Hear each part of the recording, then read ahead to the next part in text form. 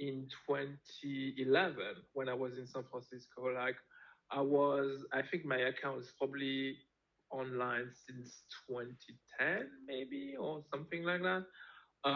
So I've been using Twitter a long time, but more like a lurker, more like passively, not very, very active. I think probably coming from a imposter syndrome side. So now I'm like realizing actually the power of like pushing your ideas and also being wrong publicly so that you can self-correct via other people's opinion or strengthen your own thoughts, your own arguments. So I'm trying to be more consistent. I'm trying to be more online, but also I'm trying to publish more my thoughts because it turns out that they are value for people. So Yeah.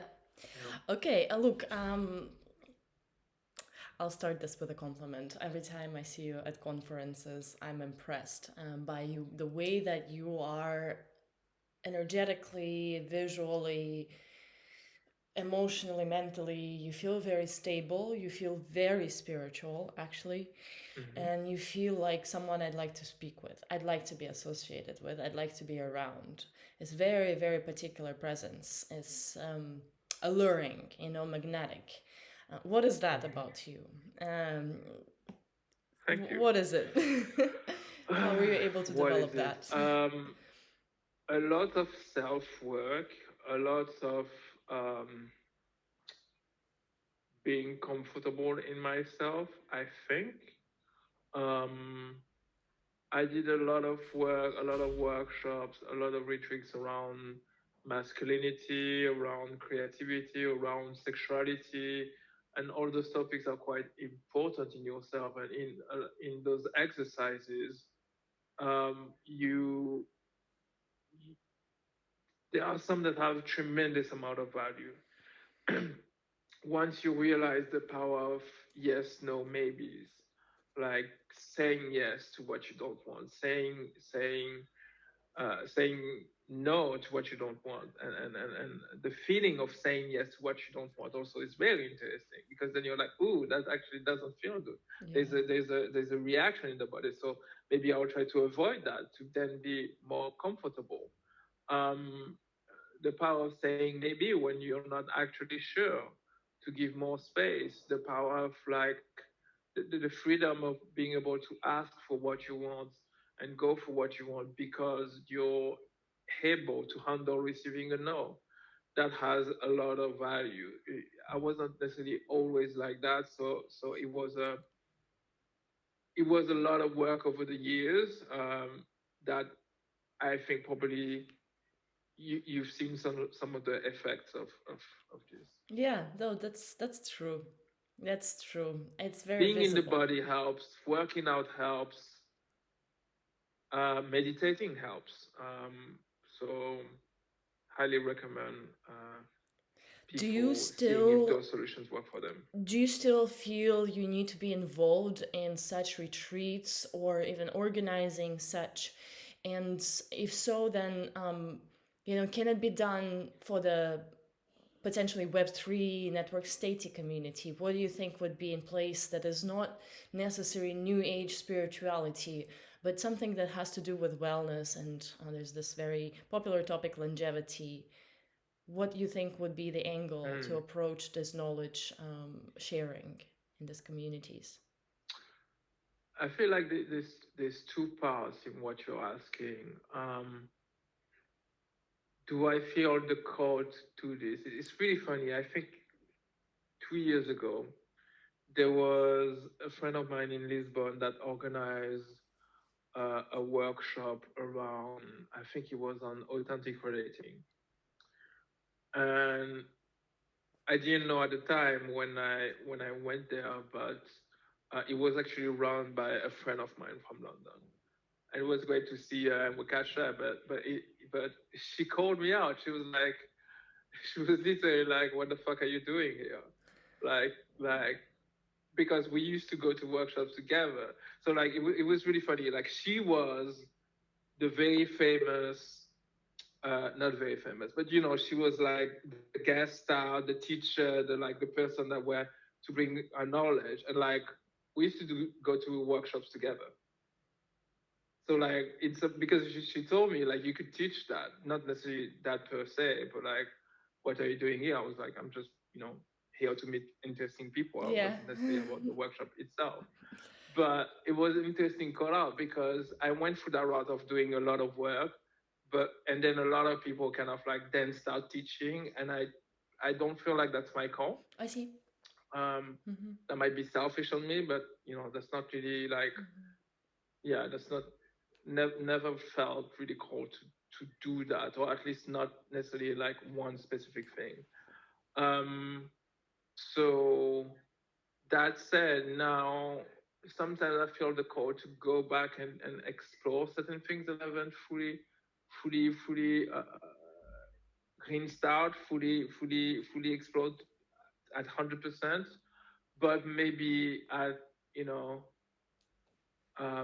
you need to always have the beginner's mind, but probably I wouldn't do the one-on-one workshop where it's like I've been there, done that several times. But maybe things that are go at a deeper level, or and even can have potentially a huge impact. So it could still be there in my life at some point. And then there was something else about your question. Oh yes, yeah, so about like the need for that in Web3. So the other interesting thing we could briefly mention is, I think there's a way of seeing it that a friend of mine one day told me. It's like there's two phases of life. There's phase one and phase two. Phase one, you go and explore the world. You do all kinds of workshop. You travel. You share your knowledge and you learn from others and you meet. But deep down, it's I'm looking for my mate phase. And then you find your mate, and either you plan to have kids or you have kids, and then you're on phase two. And phase two is like getting the house in the suburb, maybe go back to your family, maybe go closer to a tribe because you need more stability for your kid. And it's not like, that path has ways of manifesting themselves, of unfolding themselves, and every person is different. But the phases and the tendencies are relatively similar. Okay. And you can see sometimes when people are not fully in tune between their phases, where that leads to some issue. Like, to give you an example, if you're on phase one and you explore, you're meeting all kinds of people and amazing, but then you're like, oh, I want a community and I want to buy some land together. Well, phase one people stay somewhere 6 months and then move on. Phase one people are not ready to commit somewhere for 20 years, right? And very often you get young, excited, hippie, region people that are like, oh, I just want to live with those beautiful, exciting people, get some land. Yeah, but you're still in phase one. Yeah. You're not in phase two, because if you were in phase two, you would start building schools. I see. It's a completely different way of thinking. And it doesn't mean that somebody in phase one can decide to set up a space and to have a kind of like a flow of like phase one people coming and meeting and have a bunch of workshop, retreat center or something. Yes, you can definitely do that, and that's exciting. And we meet each other in those places when we're in phase one. But maybe you don't do it as like community owned. Maybe you own the space and you control it, but like because you can't ask others to have a level of commitment and time frame of commitment when they're still in their exploratory phase. So I don't know if what I would focus on would be the same thing that I focused on when I was in phase one.